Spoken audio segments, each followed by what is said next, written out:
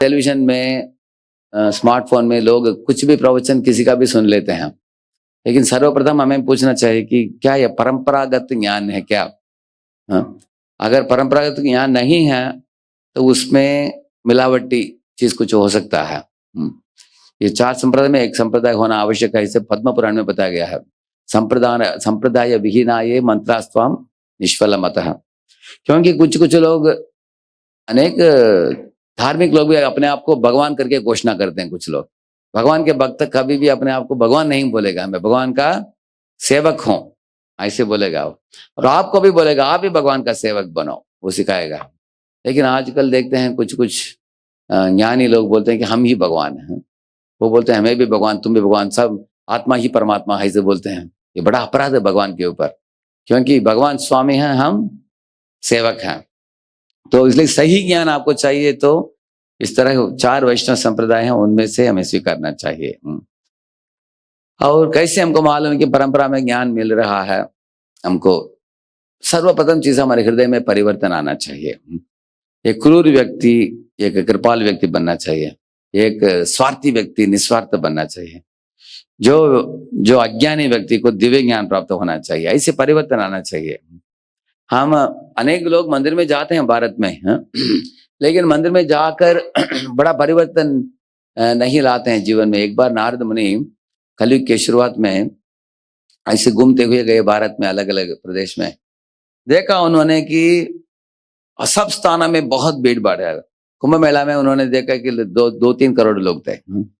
और उधर गए रामेश्वरम में, देखा उधर भी लाखों लोग थे। गिरिराज परिक्रमा में भी लाखों लोग थे। कहीं भी गए, बद्रीनाथ केदारनाथ में भी बहुत लाखों लोग थे। तुरंत वो वैकुंठ पहुंच गए। भगवान को बोला कि मुझे भी बहुत आश्चर्य हुआ कि कलयुग के जीवों के अंदर भी इतना धार्मिक कर्म करने के लिए रुचि है।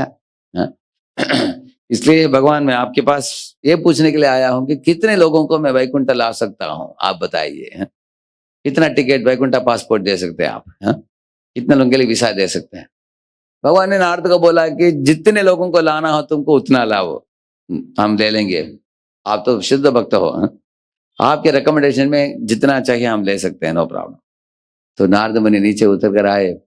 ऐसे अलग अलग धाम में गए, अनाउंसमेंट भी किया उन्होंने, मैं वैकुंठ जा रहा हूँ, किसी को आना है क्या?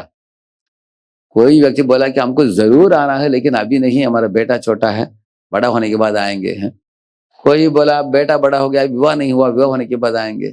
कोई बोला बेटा का विवाह हो गया लेकिन अभी तक बेटा उसका पुत्र नहीं हुआ है, उसका पुत्र होने के बाद आएंगे। कोई बोला कि बेटा को विवाहित होकर पुत्र भी बड़ा भी हो गया, वो भी उसका विवाह होने के बाद हम आएंगे, ऐसे बोला। इस तरह हर एक व्यक्ति कुछ ना कुछ बहाना बताते गए। नारद ने बहुत आश्चर्य किया उन्होंने कि फ्री टिकट मिल रहा है वैकुंठ जाने के लिए, कोई नहीं आ रहे हैं। एक व्यक्ति तैयार हो गया जाने के लिए। वो पूछा नारद को कितने दिन का प्रोग्राम है, वापस कब आएंगे? नारद मुनि बोले अरे यद्गत्वा ना निवर्तन्ते, वापस आने की प्रोग्राम नहीं, एक बार गए तो उधर हमेशा के लिए रहेंगे भगवान के साथ। वो बोला ऐसा है क्या, मुझे मालूम नहीं था, मैं भी नहीं आ रहा हूँ, बोला उसने भी। तो आप देखेंगे ये धार्मिक लोग जो होते हैं ना, ये लोगों का केंद्र बिंदु क्या है? खुद ही है। मंदिर में जाते हैं, अनेक लोग मंदिर में जाकर आंख बंद करके बोलते हैं भगवान हमको एग्जाम में पास करा दो, उसके बाद नौकरी दिला दो, उसके बाद प्रमोशन भी दे दो, उसके बाद विवाह करा दो, उसके बाद बच्चे भी दे दो। एक एक करके मांगते जाएंगे। तो भगवान के पास जाकर अपने लिए ही मांगते हैं, सोचते हैं कि भगवान हमारे इच्छाओं को, कुछ मंदिरों में बाहर भी लिखते हैं आशा पूर्ति, मंदिर ऐसे लिखते हुए हैं, इच्छा पूर्ति आशा पूर्ति ऐसे लिखते हैं। मंदिर में हम जाते हैं सिर्फ अपने इच्छाओं को पूर्ति करने के लिए नहीं, हमारे चित्त को शुद्ध करने के लिए और भगवान के लिए प्रेम को जगाने के लिए। ये अनेक लोगों को मालूम नहीं है।